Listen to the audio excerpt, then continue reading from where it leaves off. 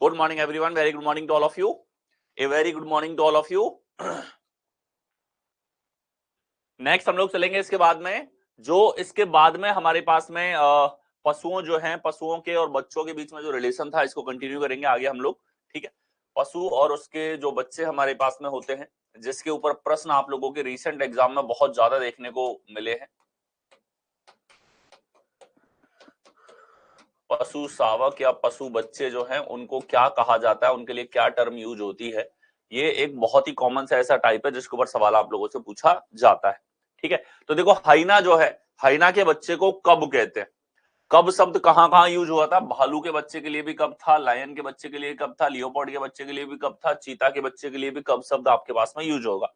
ठीक है, जय जो हमारे पास नीलकंठ होता है, ये भी एक तरीके से आप देख सकते हो उसके बच्चे को, चूजे जैसा ही आपको लग रहा है देखने में। ठीक है, तो शेप और साइज के अकॉर्डिंग ये चूजे के जैसा है, और जे का बच्चे को भी चिक यानी कि चूजा कहा जाता है। जिस तरीके से आप लोगों ने देखा था कि मुर्गी के बच्चे के लिए भी चिक शब्द आपका यूज हो रहा था। जेलीफिश जो हमारे पास में होती है, इस जेलीफिश के बच्चे को इफिना कहा जाता है। इन सबके ऊपर प्रश्न अलग अलग परीक्षाओं में हमेशा पूछे गए हैं सारे के सारे। नेक्स्ट देखिए, कैंगेरू जो है, कैंगेरू के बच्चे को जॉय कहते हैं। ये भी सेवरल टाइम्स एग्जाम के अंदर पूछा जा चुका है। कैंगेरू जो है ऑस्ट्रेलिया का राष्ट्रीय एक तरीके से पशु है। ठीक है, और कैंगेरू जो है उसके आगे एक पॉलीथिन आकार में शरीर के अंदर इनबिल्ट एक जो है पॉलीथिन टाइप की बनी रहती है, जिसके अंदर उसके बच्चे रहते हैं। वो निकल भी जाते हैं, वापस भी आके उसी के अंदर रह सकते हैं जब वो छोटी अवस्था के अंदर रहते हैं। और कैंगेरू के बच्चों को जॉय कहा जाता है। ठीक है, कोयल हमारे पास में है, कोयले के बच्चे को भी जॉय यहाँ पर कहा जाता है। ठीक है, जॉय मेनली कंगारू के बच्चे के लिए यूज होता है, कोयला के बच्चे के लिए भी यूज होता है। लार्क जो हमारे पास में होता है, ये भी एक पक्षी है जिसका बच्चा जो है वो दिखने में चूजे के जैसा होता है, तो इसके बच्चे को भी चिक यहाँ पर कहेंगे। आगे नेक्स्ट देखें, तो लेमूर जो हमारे पास में है, लेमूर एक तरह का बंदर होता है, और मैं आपको बता चुका हूं बंदर और बंदर की प्रजाति के जितने भी जानवर हैं, ठीक है, मंकी हमारे पास में है, बबून हमारे पास में, ये सारे जो है लेमूर हमारे पास में सारे बंदर की प्रजाति हैं। और लेमूर के बच्चे को भी शिशु या इन्फेंट कहा जाता है, जिस तरीके से ह्यूमन के बच्चों को भी बेबी या इन्फेंट यहाँ पर कहते हैं। लियोपोर्ड जो हमारे पास में होता है, तेंदुआ, तेंदुए के बच्चे को भी कब यानी कि पशु शावक यहाँ पर कहा जाता है। लामा हमारे पास में एक एनिमल है, ठीक है, और लामा के बच्चे के लिए क्रिया शब्द यूज होता है। ये भी आपके एग्जाम के अंदर पूछे जा चुके हैं। लियोपोर्ड जैसे मैंने बताया कि जो हमारे पास में टाइगर है, लियोपोर्ड है, या भालू है, या जो हमारे पास में अभी लास्ट हमने देखा था कि हाइना जो है, इन सब के बच्चों के लिए कब शब्द यहाँ पर यूज होता है। ठीक है, कब पशु शावक। ठीक है, कब के लिए अगर शुद्ध हिंदी ट्रांसलेशन चाहिए तो शावक शब्द यूज होता है। लामा के बच्चे के लिए क्रिया शब्द है लाउस हमारे पास में जो होती है, ठीक है, जू जो बालों में रेंगने वाली जू है, उनके बच्चों को निट शब्द या निम्प शब्द इनके लिए यूज होता है। ये भी एग्जाम्स के अंदर मेंशन हो चुके हैं, एग्जाम के अंदर पूछे जा चुके हैं। आगे हम लोग देखेंगे मैगपाई जो हमारे पास में होता है, ठीक है, इसके बच्चे के लिए भी चिक शब्द यूज होता है, क्योंकि इसके भी जो बच्चे होते हैं दिखने में कुछ जिस तरीके से चूजा होता है, चूजे के शेप और आकार के ही होते हैं, बस इनके रंग डिफरेंट डिफरेंट हैं। और इस शेप और आकार के जो हमारे पास में मुर्गी का बच्चा है, उसी शेप और आकार के जो भी बच्चे होते हैं, उन सब के लिए ज्यादातर आप देखोगे चिक शब्द ही आपके पास में प्रयुक्त होता है। आगे देखें, जो जंगली बतख हमारे पास में होती है, मैलाड इसको कहते हैं। ठीक है, जंगली बतख ये होती है, और एक डक होती है जो हमको नॉर्मल पानी के अंदर दिख जाती है, जो जंगली नहीं होती। ठीक है, और इन सब दोनों के बच्चों को ही डकलिंग यहाँ पर कहा जाता है। डक का बच्चा भी डकलिंग और मैलाड का बच्चा भी डकलिंग। मैलाड हमारे पास जंगली बतख है। ठीक है, मैनेटी हमारे पास में एक समुद्र में रहने वाला जीव है, और इसके जो बच्चे होते हैं उन बच्चों के लिए भी काफ शब्द यूज यहां पर होता है। ठीक है, आगे हैं, अगला देखें, मोल जो हमारे पास में है। ठीक है, मोल शरीर पे होने वाले तिल के लिए भी प्रयुक्त होने वाला शब्द है, और एक एनिमल है जिसको भी मोल कहते हैं। मोल का जो बच्चा होता है वो लगभग जिस तरीके से कुत्ते का बच्चा पैदा होता है उसी आकार और उसी शेप का होता है, मिलता जुलता, तो इसके लिए भी पप शब्द यहाँ पर प्रयुक्त होता है।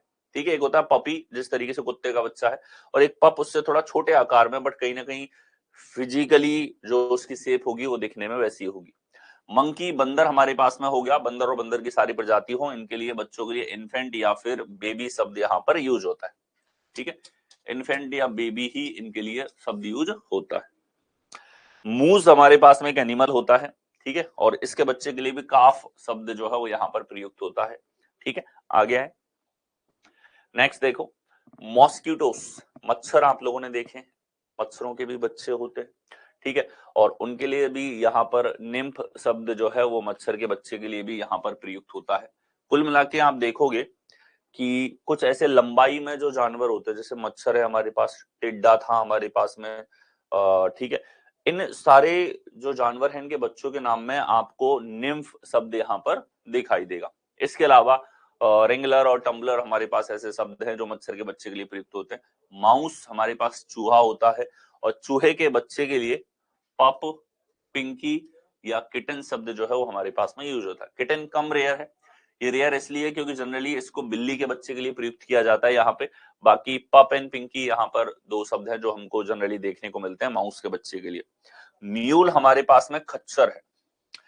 म्यूल जो एनिमल है हमारे पास में कैसे बनता है, ये म्यूल होता है कि मेल डोंकी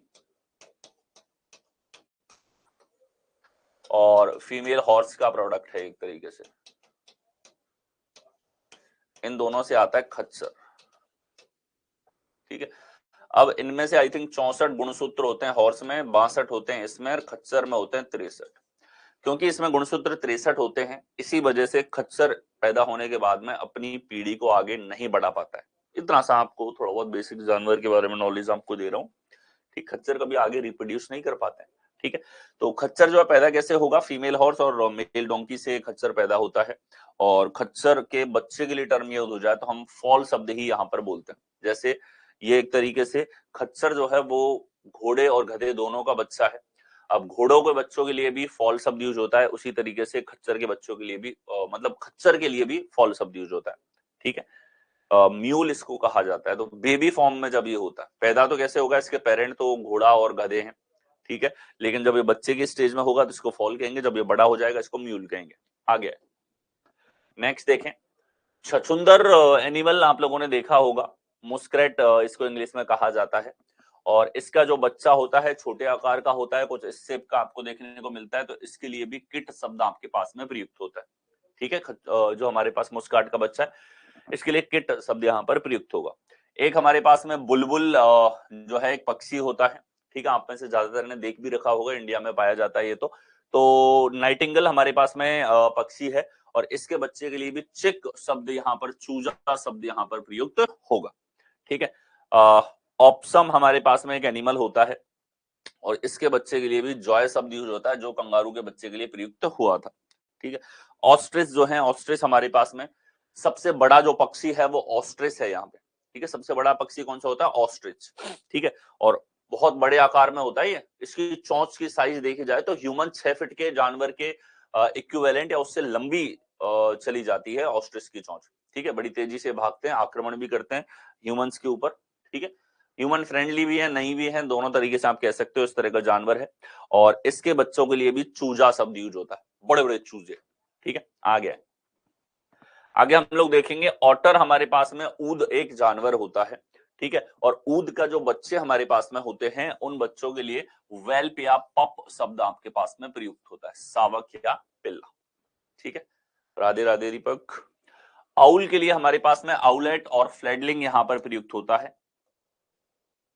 ठीक है, आउल यानी कि उल्लू जो है, उल्लू के बच्चे के लिए आउलेट शब्द यूज हो जाता है। अब लेट लगा के बहुत सारे जानवरों के बच्चों के नाम बना लिए जाते हैं, लेट या लिंग, आउलिंग, आउलेट, ऐसे बनाए जा सकते हैं जानवरों के नाम। ठीक है, ये देखो फ्लैडलिंग, इसके लिए यहाँ पर लिंग लगा के शब्द बना दिया। आउलेट इसको कह देते हैं हम लोग, जो उल्लू का बच्चा होता है, कई बार एग्जाम्स में, डिफरेंट एग्जाम में बहुत बार मेंशन हो चुका है। ठीक है, ऑक्स जो हमारे पास में बैल है, इसके बच्चे के लिए काफ शब्द यहाँ पर यूज होता है। ठीक है, बैल, बैल की वाइफ गाय, और इनका बच्चा जो है काफ शब्द इसके लिए प्रयुक्त होगा।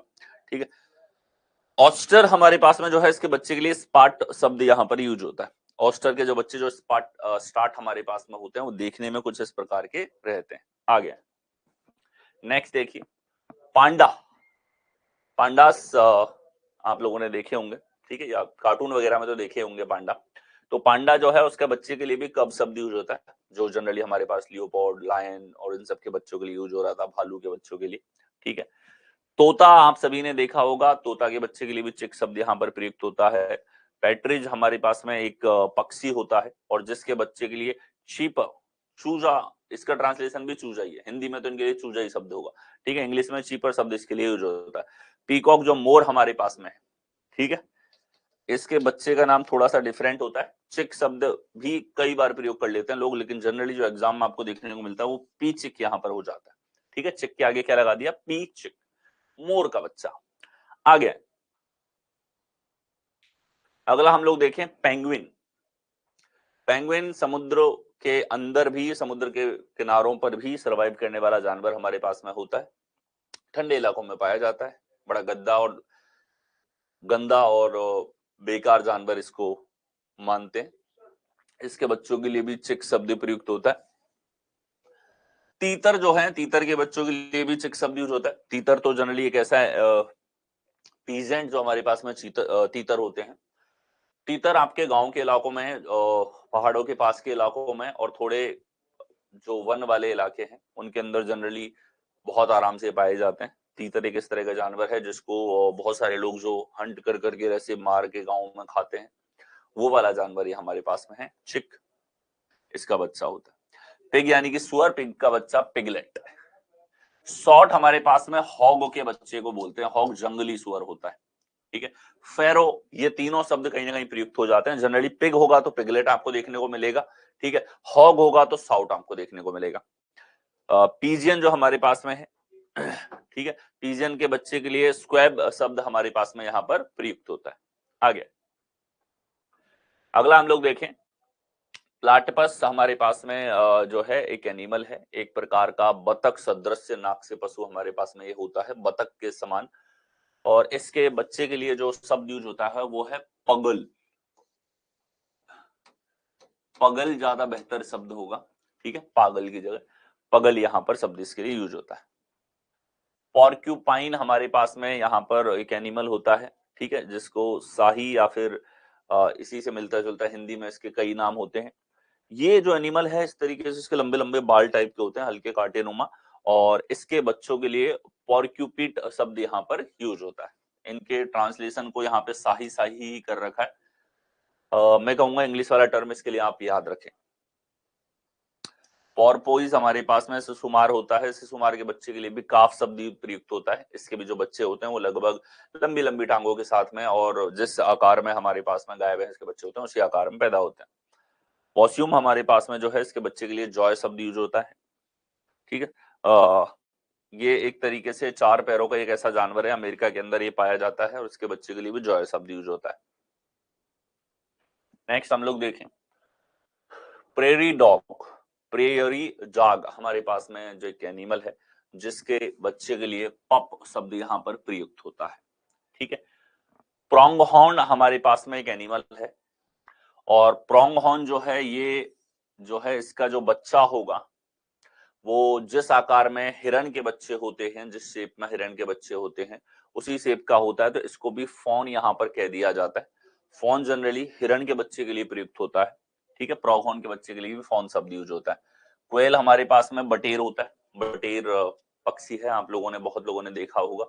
ठीक है, गांव के दूर दराज इलाकों में, शहरों में देखने को मिल जाते थे, पहले ज्यादा मिलते थे, अब कम मिलते हैं। ठीक है, इसके बच्चे के लिए भी चिक शब्द यूज होता है, चूजा ही पैदा होता है इसके। ठीक है, रैबिट की बात करें, खरगोश, तो खरगोश के बच्चे के लिए किट, किटन, बनी, ये शब्द यूज हो जाते हैं। बनी काफी कॉमन है, किट यहाँ पे कॉमन है। किटन जनरली बिल्ली के साथ दे दिया जाता है, तो आपको खरगोश के साथ में एग्जाम में एनालॉजी में नहीं देखने को मिलता है, सादृश्यता में नहीं देखने को मिलता, आपको किट शब्द या बनी शब्द यहाँ पर मिल जाता है। रकून, ठीक है, तो ये एक प्रकार का जानवर है, ये एक तरीके से पूरी तरीके से लोमड़ी टाइप का भी नहीं है और उसी से मिलता जुलता जानवर होता है रैकून। और रैकून जो है इसके बच्चे का नाम है कब, इसके बच्चे को भी क्या बोलते हैं, कब बोलते हैं। तो हम देख सकते हो रकून हो गया या लकड़बग्गा हो गया, ठीक है, या हमारे पास में भालू हो गया, इन सबके बच्चे कहीं ना कहीं एक ही आकार के, एक ही शेप के होते हैं, तो इन सबके लिए कब शब्द आपको यूज होता हुआ दिखाई देगा। हिंदी में सावक कहते हैं इनको। रैट की अगर बात की जाए, चूहा, चूहे का बच्चा पिंकी, ठीक है। पहले हमने देखा था माउस शब्द भी आया था, माउस भी चूहे चूहे के लिए होता है, इसके बच्चे के लिए भी किट या पिंकी शब्द यहाँ पर प्रयुक्त होता है। आ गया अगला हम लोग देखें रेनडियर। रेनडियर जो हमारे पास में होता है, ठीक है, हिंदी में इसके लिए कुछ अलग टर्म होता है हिरण के अलावा। हिरण के जैसा ही बड़ा जानवर ये हमारे पास में होता है और रेनडियर के जो बच्चे होते हैं, रेनडियर थोड़ा आकार में बड़ा होता है, गाय भैंस के साइज का होता है, और इसके भी जो बच्चे होते हैं उन बच्चों के लिए काफ शब्द यहाँ पर प्रयुक्त होता है। राइनोसेरस जो हमारे पास में है, राइनोसेरस हमारे पास में सींग के साथ में जो जानवर है गेंडे के साइज का, ठीक है, क्योंकि ये भी ऊंचाई में और साइज में गाय भैंस सांड के साइज का ही होता है, तो इसके लिए भी काफ शब्द ही प्रयुक्त होता है इसके बेबी के लिए, ठीक है। सैंड डॉलर हमारे पास में जो है वो एक एनिमल है, ठीक है, इस प्रकार से ये देखने को मिलता है। इसके बच्चों के लिए लार्वा या प्लूटेस कहा जाता है। देखो ये भी जो बच्चे देता है वो बहुत सारे अंडे एक साथ दे देता है, और जब अंडे स्टार्टिंग फेज में आप देखोगे वो लार्वा के फॉर्म में आपको दिखाई देते हैं, ठीक है, और उन लार्वा से फिर धीरे धीरे वो सेपरेट होके और बहुत सारे बच्चे उससे निकल जाते हैं। तो इसके बच्चों के लिए भी लार्वा शब्द या जुवेनाइल या प्लूटियस शब्द यूज होता है, जनरली लार्वा, ठीक है।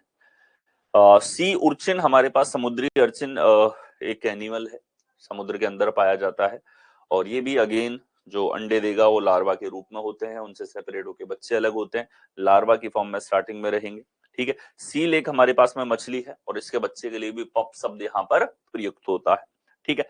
सर्वल हमारे पास में एक एनिमल है और ये भी बिल्ली के आकार का ही एनिमल हमारे पास में होता है, तो इसके भी जो बच्चे हैं वो जैसा बिल्ली का बच्चा पैदा होता है जिस साइज का उसी साइज के होते हैं, और इनके लिए भी किटन शब्द यहाँ पर यूज होता है। आगे देखें सीप यानी कि भेड़, बड़ा ही कॉमन और सबसे ज्यादा बार पूछे जा चुके में से एक है ये, ठीक है। तो सीप जो है इसके बच्चे को लैम्ब कहा जाता है। बहुत सारे कार्टून अगर आपने बच्चों को दिखाए होंगे या फिर आपने खुद ने देखे होंगे, तो सीप और लैम्ब के ऊपर बहुत सारे कार्टून्स, बहुत सारे छोटे छोटे कार्टून आपको मिल जाते हैं। शंख हमारे पास में बदमाश होता है, ठीक है, जिसका रिलेशन किट के साथ में है, ठीक है। शंख का रिलेशन किसके साथ में? किट के साथ में। स्नेक हमारे पास सांप है, सांप के बच्चे को क्या बोलते हैं? ठीक है, छोटा सांप। ये देखो स्नेक लेट, लेट लगा दिया आगे, स्नेक लेट या नियोनेट या हैचलिंग स्नेक, ये शब्द सांप के बच्चों के लिए प्रयुक्त होते हैं। सांप भी अलग अलग प्रजाति के, अलग अलग टाइप के हैं। रेगिस्तान का सांप अलग, तो नॉर्मल इलाके में रहने वाले सांप अलग हमारे पास में होते हैं, ठीक है। जैसे कोबरा इंडिया में पाई जाने वाली एक बेसिक और सबसे अच्छी वैरायटी है सांपों की, उसी तरीके से अलग अलग जगहों पे अलग अलग प्रकार के स्नेक होते हैं। जैसे ऑस्ट्रेलिया के अंदर आपको रेटल स्नेक ज्यादा देखने को मिल जाते हैं जो पूंछ को बजाते हुए तब जाते हैं, ठीक है।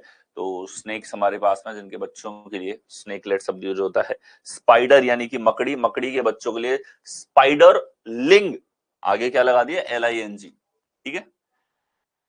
जैसे कि आपने देखा कि बहुत सारे जानवरों के बच्चों के लिए लास्ट में LET लगाकर या LING लगाकर उनके बच्चों का नाम बना लिया जाता है, वैसे ही ये है हमारे पास में। स्पाइडर के बच्चों के लिए हमारे पास में क्या प्रयुक्त होता है? स्पाइडर लिंग।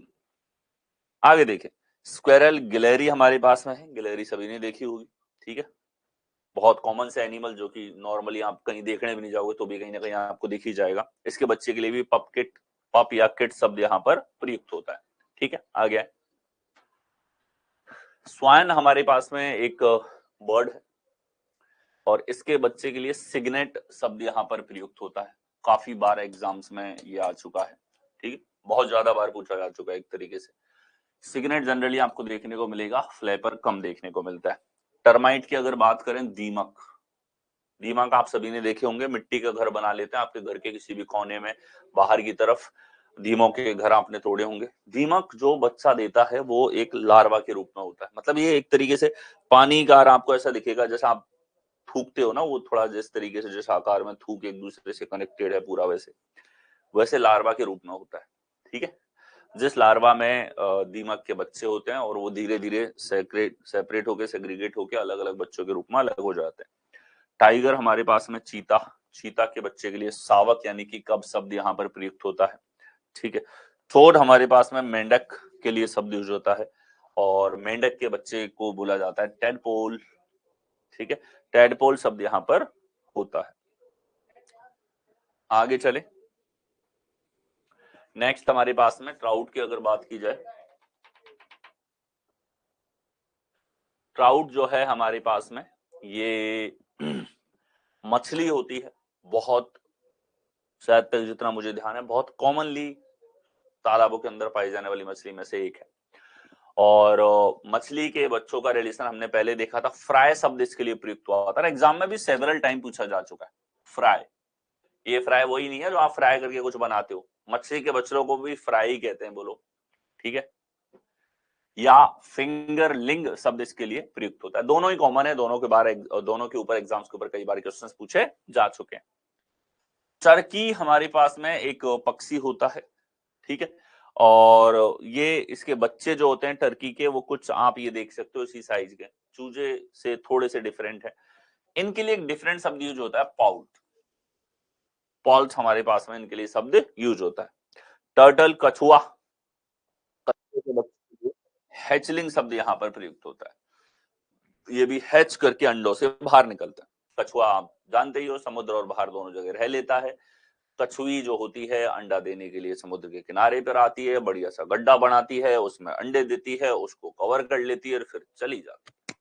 फिर ये बच्चे उसमें से अंडों से धीरे धीरे बाहर आते हैं, ऊपर आते हैं, समुद्र में जाते हैं, ठीक है। और शायद ज्यादातर टाइम कछुई अंडा देने के बाद वापस भी नहीं आती उस जगह पे, ठीक है। तो हैचलिंग इनको कहा जाता है। आ गया, नेक्स्ट देखें, ऑस्ट्रेलियन वेलाबाय, वेलाबाय, ये ऑस्ट्रेलिया के ज्यादातर जानवर आपको कहीं ना कहीं कैंगरू उससे मिलती जुलती शेप में देखने को मिलेंगे, उनका नाक, उनका साइज, और इनके बच्चों के लिए भी जॉय शब्द प्रयुक्त होता है, आप खुद देख सकते हो, इसका बच्चा भी कैंगरू के बच्चे से मिलता जुलता है, ठीक है। वेलरस हमारे पास में एक एनिमल है, ठीक है, वालरस, और वालरस कुछ देखने में इतना, ठीक है, मुझे तो भद्दा लग रहा है, हो सकता है आप में से कुछ को क्यूट लगे, ऐसा इसका बच्चा होता है। और इसके लिए भी कब या पप शब्द यहां पर प्रयुक्त होता है, ठीक है। वास्प हमारे पास में समुद्र में पाए जाने वाला कुछ इस प्रकार का जीव होता है, ठीक है। समुद्र में क्या, ये तो बाहर भी कई बार देखने को मिल जाता है, ये तो इसको आप ऐसे दबा दोगे ना हाथ से, खत्म है ये, इसके अंदर से मवाद टाइप का आपको निकलता हुआ दिखेगा। ये एनिमल हमारे पास में होता है। इसके बच्चे जो होते हैं वो लार्वा शब्द इनके लिए प्रयुक्त होता है, अगेन लार्वा के रूप में फैले रहते हैं, इसके अंडे एक साथ कंबाइंड फॉर्म में। वीजल हमारे पास में लोमड़ी, लोमड़ी सबने देखी होगी, लोमड़ी का बच्चा देखने में बड़ा क्यूट होता है, ये आप देखो इस तरीके से, मासूम सा लग रहा है, ठीक है, पर मासूम समझ के गले के मत लगा लेना, गला खा जाएगा ये। और इसके बच्चों के लिए भी किट शब्द यहां पर प्रयुक्त होता है, ठीक है। आगे नेक्स्ट देखो, वेल जो है, वेल के बच्चे के लिए काफ, बछड़ा शब्द यहां पर प्रयुक्त होता है। वॉल्फ यानी कि भेड़िया जो हमारे पास में है, भेड़ियों के बच्चे के लिए पप और वेल्फ शब्द यूज होता है। वॉम्बेट हमारे पास में है, इसके बच्चे के लिए भी जॉय शब्द यहाँ पर प्रयुक्त होता है, देखने में आप देख लो वही लंबी लाख, वही कंगारू के जैसे के दिखना, और ज्यादातर ऑस्ट्रेलियन महाद्वीप के अंदर ये आपको पाए जाते हैं। वॉम्बेट, जॉय इसके बच्चे के लिए प्रयुक्त होता है। वुडचक, वुडचक हमारे पास में एक एनिमल होता है, वुड्स में जनरली देखने को मिलता है, उसी आधार पर इसका नाम वुडचक रख रखा है, ठीक है। इसके बच्चे के लिए भी किट या कब शब्द यहाँ पर प्रयुक्त होता है। नेक्स्ट हम लोग देखें, वुड पैकर, एक हमारे पास में पक्षी के बच्चे की प्रजाति है, एक तरीके से पक्षी का बच्चा होता है, दिखने में कुछ इस प्रकार का, आप खुद जानते हो अलग अलग रंगों के पक्षी पाए जाते हैं, डिफरेंट डिफरेंट शेड्स और कलर में, लेकिन इसका भी जो बच्चा होता है वो लगभग चूजे के साइज का होता है, तो चिक शब्द इसके लिए प्रयुक्त होगा। रैन हमारे पास में जो है वो एक चूजे के आकार में ये बच्चा होता है, पक्षी का बच्चा है। रैन हमारे पास में एक पक्षी है जिसके बच्चे के लिए चिक शब्द ही प्रयुक्त होता है, ठीक है। याक हमारे पास में एक एनिमल है जिसका बच्चा, याक आप देखोगे ना तो सांड और इनके ही साइज का होता है, सैंड के साइज का, ठीक है।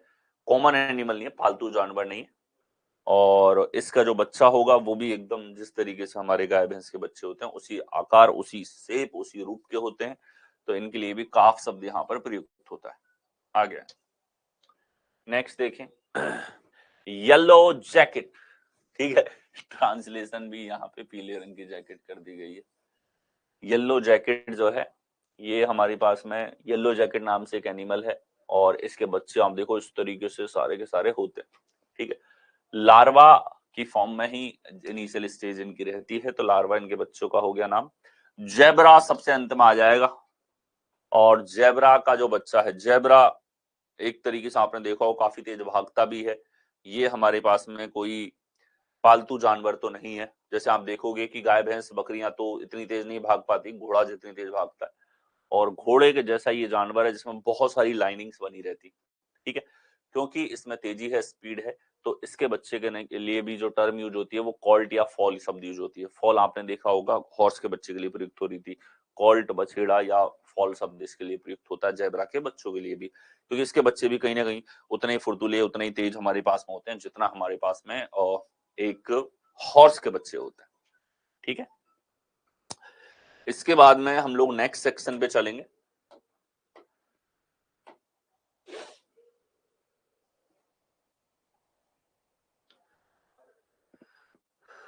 कंट्री करेंसी हो गया है, कंट्री राजधानी, list of animal, sound, quantity and unit.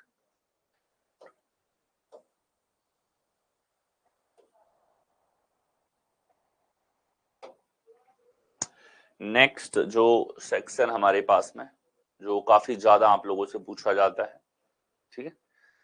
नमस्ते, आप सभी को प्यार भरा गुड मॉर्निंग, और ये याद करना है, मैं बार बार बोल रहा हूं, ठीक है। ये है तो डेटा ही, याद और याद रखने के लिए जो इन्फॉर्मेशन है उतनी मैं बेस्ट लेवल पे आपको प्रोवाइड कर रहा हूँ। इसके बाद में आपको ये याद होना चाहिए क्योंकि एग्जाम में बार बार रिपीट हो रहा है और कई सालों से हो रहा है और हजारों क्वेश्चंस इसके ऊपर आ चुके हैं। नेक्स्ट हमारे पास में जीके बेस्ड रीजनिंग के अंदर जो है वो है क्वांटिटी एंड यूनिट्स, मात्रा एवं इकाई।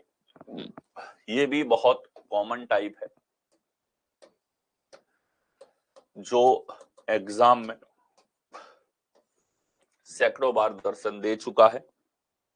साथ ही वो कॉमन इकाइयां जो मैथ और रीजनिंग के अंदर बेसिकली आपसे पूछी जाती है और आपसे एक्सपेक्टेड होती है कि आपको पता हो, आपके दैनिक जीवन का भाग है और बहुत सारे कार्य हैं जिसके अंदर ये प्रयुक्त होती है, ठीक है। तो आपको ध्यान होनी चाहिए। अब हम लोग बात करें एक एक करके। लेंथ यानी कि लंबाई जो है, लंबाई का जो मात्रक इकाई है वो मीटर है, ठीक है।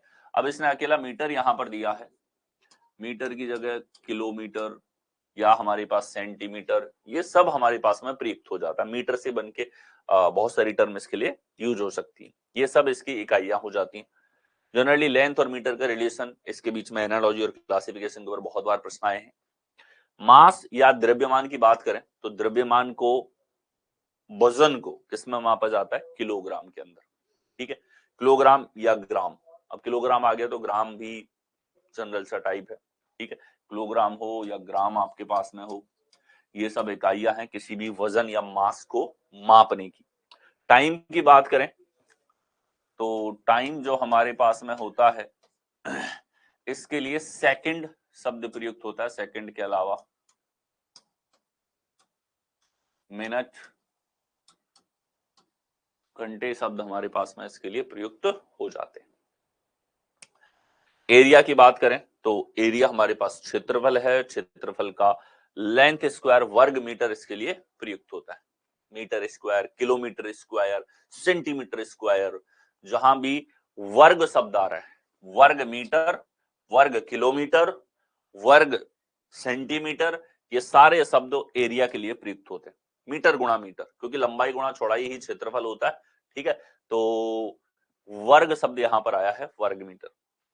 वॉल्यूम की बात की जाए, आयतन की, तो आयतन को मापने के लिए, आयतन क्या है, एक तरीके जैसे रूम है हमारे पास में, तो जगह घेर के बैठा उस आयतन में, जैसे मैं खड़ा हूं आपको बता रहा हूं, ये बोर्ड लगा हुआ है, तो ये आयतन की इकाई होती है क्यूब, लेंथ क्यूब, यानी कि घन मीटर। घन का मतलब है क्यूब, यानी कि मीटर गुणा मीटर गुणा मीटर। यहां अगर लेंथ मीटर में थी तो एरिया मीटर स्क्वायर में, और ये मीटर क्यूब के अंदर आयतन हमारे पास में आ जाता है। घन मीटर है, घन सेंटीमीटर होगा तो भी आयतन की इकाई हुई, घन किलोमीटर हो गया तो भी हमारे पास आयतन की इकाई हुई, ठीक है। घन किलोमीटर इतना बड़ा रूम बनाना प्रैक्टिकली पॉसिबल नहीं, अब तक तो नहीं बना है, ठीक है, लेकिन हो सकती है उसकी इकाई। डेंसिटी की बात की जाए घनत्व की, ठीक है, तो घनत्व होता है किलोग्राम पर लेंथ क्यूब, किलोग्राम पर लेंथ क्यूब। तो ये हमारे पास में किग्रा प्रति घन मीटर हमारे पास में डेंसिटी की इकाई होगी। वेलोसिटी जो है हमारे पास में, वेलोसिटी है मीटर प्रति सेकंड, ठीक है, तो ये आप देख चुके हो, मीटर प्रति सेकंड हो या किलोमीटर प्रति आवर हो, कुल मिला के दूरी बटे समय की जो इकाई है उससे हमारे पास में वेलोसिटी जो है यानी कि चाल या हमारे पास में चाल स्पीड हमारे पास में जो है इसके लिए यही इकाई प्रयुक्त होती है, मीटर प्रति सेकंड, किलोमीटर प्रति सेकंड।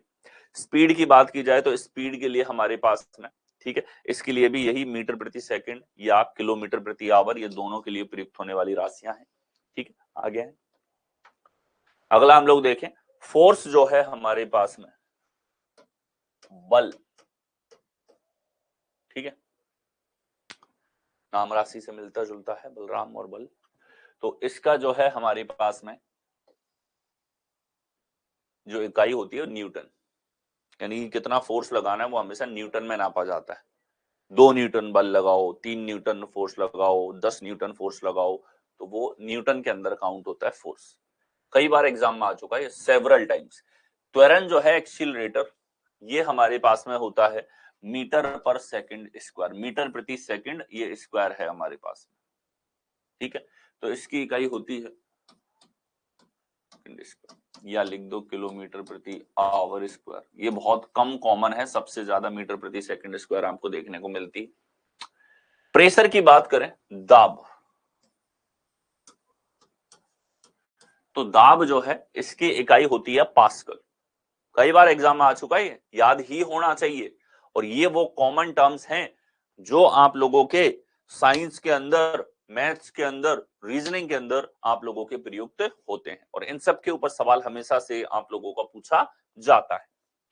आगे देखें, वर्क यानी कि कार्य जो है, कार्य को मापा जाता है जूल में या न्यूटन मीटर के अंदर, ठीक है, न्यूटन मीटर के ऊपर कम सवाल पूछे गए हैं, लेकिन आप हमेशा ध्यान रखना जूल और न्यूटन मीटर एक ही है हमारे पास में, एक तरीके से जूल गुणा मीटर न्यूटन होता है एक तरीके से हमारे पास में, ठीक है। तो वर्क और जूल की मैचिंग सेवरल टाइम्स एग्जाम में आ चुकी है, ठीक है।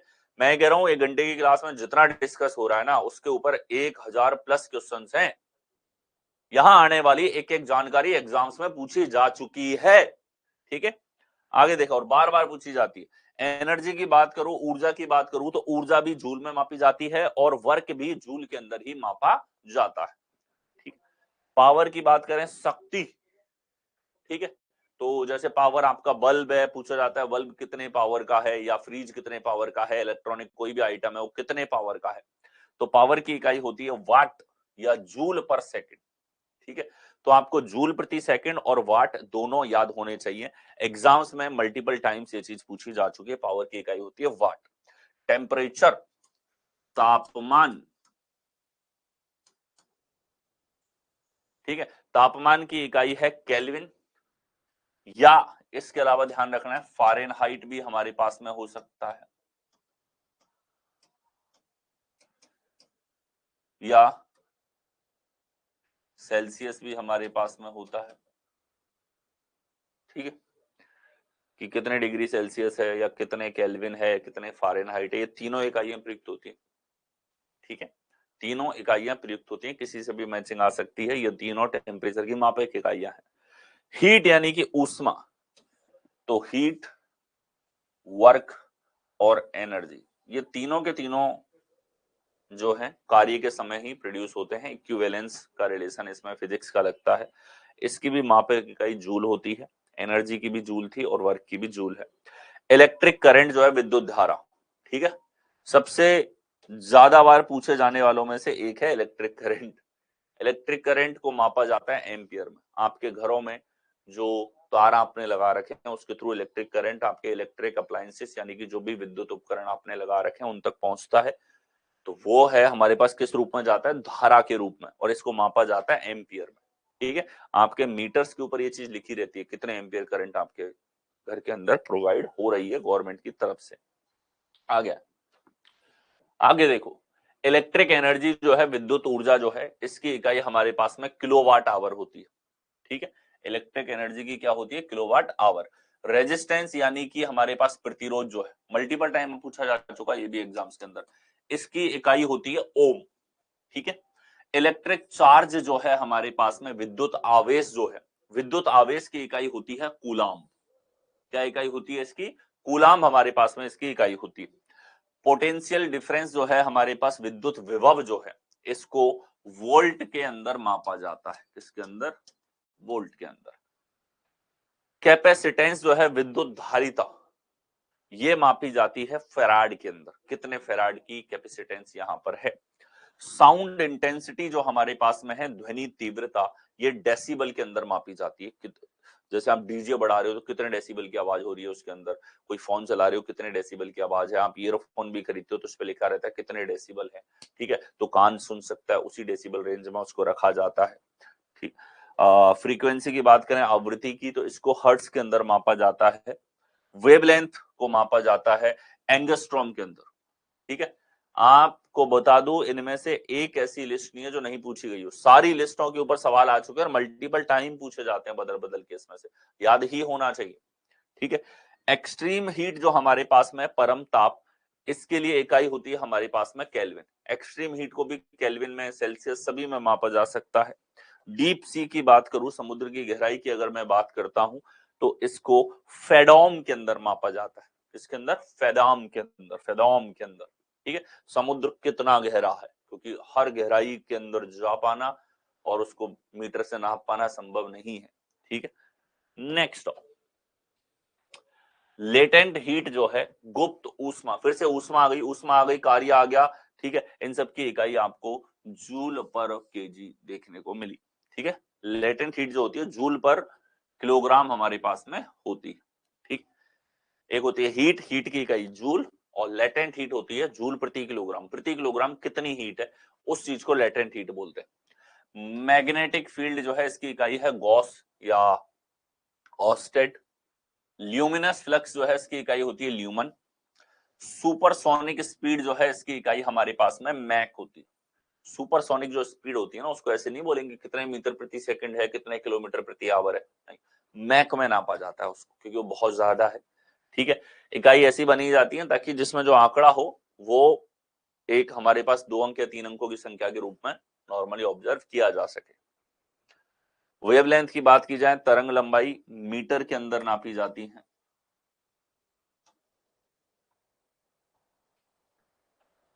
लेंस पाउडर की बात करें, लेंस की क्षमता, तो इसको डायोप्टर के अंदर मापा जाता है। बहुत कॉमन सी चीजें हैं ये, वो हमारे पास में हैं जो दैनिक जीवन में कहीं ना कहीं किसी न किसी लेवल पे आपके जीवन का अभिन्न हिस्सा है, आपके कार्य में आते हैं। ऊष्मा की बात करो, टेम्परेचर की बात करो, धारा की बात करो, आपके घर के अंदर इलेक्ट्रिक अप्लायंसेस हैं, उन सब में होती हैं चीजें। धारिता की बात करो, रेजिस्टेंस की बात करो, घरों में लगे हुए हैं आपके। तो जो एकदम इतनी बेसिक है कि आपके दैनिक दिनचर्या में काम आ रही है, उसकी इकाइयां आपको पता होनी चाहिए। ये आपकी सोशल इंटेलिजेंस का पार्ट है। नेक्स्ट हम लोग देखें, मोमेंटम संवेग की अगर हम लोग बात करें तो इसको किलोग्राम एम्पियर सेकंड के अंदर मापा जाता है। ठीक है, इम्पल्स यानी कि आवेग जो है, आवेग को न्यूटन सेकंड के अंदर मापा जाता है। ठीक है, सरफेस टेंशन, इसको न्यूटन पर मीटर में मापा जाता है। ठीक है, पोटेंशियल डिफरेंस, विभवांतर, ये हमारे पास वोल्ट, पहले भी आ गया था, वोल्ट हमारे पास इसमें इसको मापा जाएगा। विस्कोसिटी, श्यानता होती है, श्यानता का गुण होता है पानी के अंदर। जैसे पानी आप टेबल वगैरह पे फैला दोगे तो उसकी एक जो है प्रॉपर्टी है श्यानता की। श्यानता को मापा जाता है newton second metre square. Luminous intensity को कैंडेला में मापा जाता है। किसमें मापा जाता है, कैंडेला के अंदर इसको मापा जाता है। आ गया है, अगला हम लोग देखें तो मैग्नेटिक इंडक्शन जो हमारे पास में है, इसको गॉस के अंदर मापा जाएगा। एंगल जो कोण होता है हमारे पास में, इसको रेडियन में या डिग्री दोनों में मापा जाता है। ठीक है, ये तो आपके नॉर्मली मैथ्स के अंदर या रीजनिंग में तो कम, मैथ्स में ज्यादा आप लोगों के काम आता है। फील्ड इंटेंसिटी की बात करें प्रेरकत्व की बात करें तो इसको हेनरी के अंदर मापा जाता है। कंडक्टिविटी विद्युत चालकता की बात करें तो इसको मो में मापा जाता है।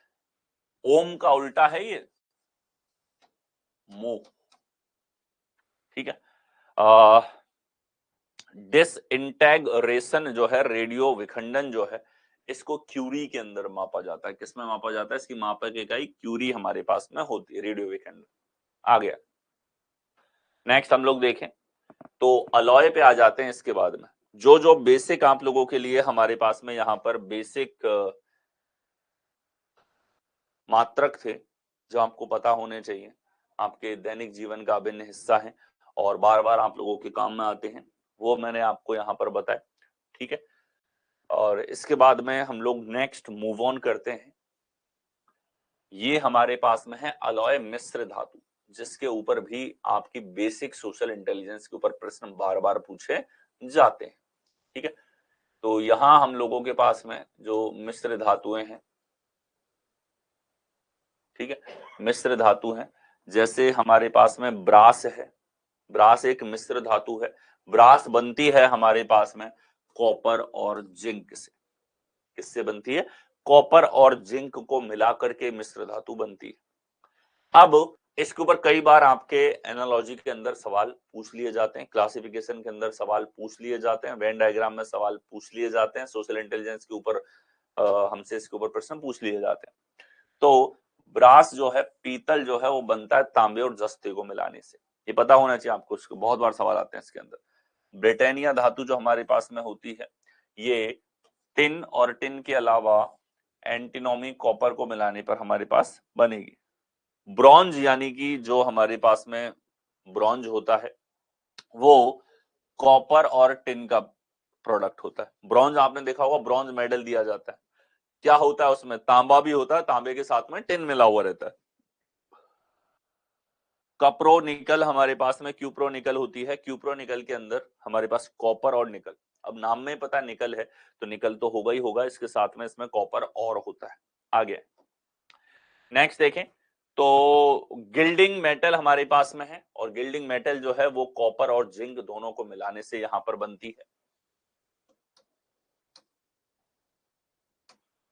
कॉपर और जिंक दोनों से मिलकर बनती है, ठीक है। आगे देखें, मोनेल मेटल हमारे पास में होती है, और मोनेल मेटल जो है हमारे पास में, मोनल मेटल, ये निकल और कॉपर आयरन दोनों को मिलाने से बनती है। निकल सिल्वर हमारे पास में होता है, जो कॉपर और निकल को मिलाने से बनता है, ठीक है। प्यूटर हमारे पास में है, जो टिन और कॉपर को मिलाने से बनेगा। ज्यादातर में आप देखो कॉपर के, जिंक के, टिन के, इन सब के प्रोडक्ट हैं, क्योंकि इनकी साथ में मिलकर के दूसरे प्रोडक्ट ये बन पाते हैं हमारे पास में। स्टेनलेस स्टील जो आप घरों में काम में लेते हो, वो लोहे के साथ में क्रोमियम निकल को मिलाने से बनती है, जो लोहे के बजाय कम जंग खाती है, ठीक है, और बेहतर है कुकिंग और बाकी तरह के उपयोग के लिए। स्टेनलेस स्टील आप खरीदते भी हैं, लोहे के साथ में क्रोमियम मिला रहता है। इतनी बेसिक नॉलेज आपको होनी चाहिए। ये सारी चीजें जो हम मिश्र धातु देख रहे हैं, ये दैनिक जीवन में काम आती। आपके बर्तनों से लेकर के जितनी फिजिकल चीजें आप लोग काम में लेते हो, उन सब के अंदर है ये मिश्र धातु है, इसलिए आपको याद होनी चाहिए। स्टर्लिंग सिल्वर जो है हमारे पास सिल्वर और कॉपर को मिलाने से बनता है, ठीक है। सोल्डर सोल्डर होता है एक तरीके से कि लेड और टिन से बनता है ये।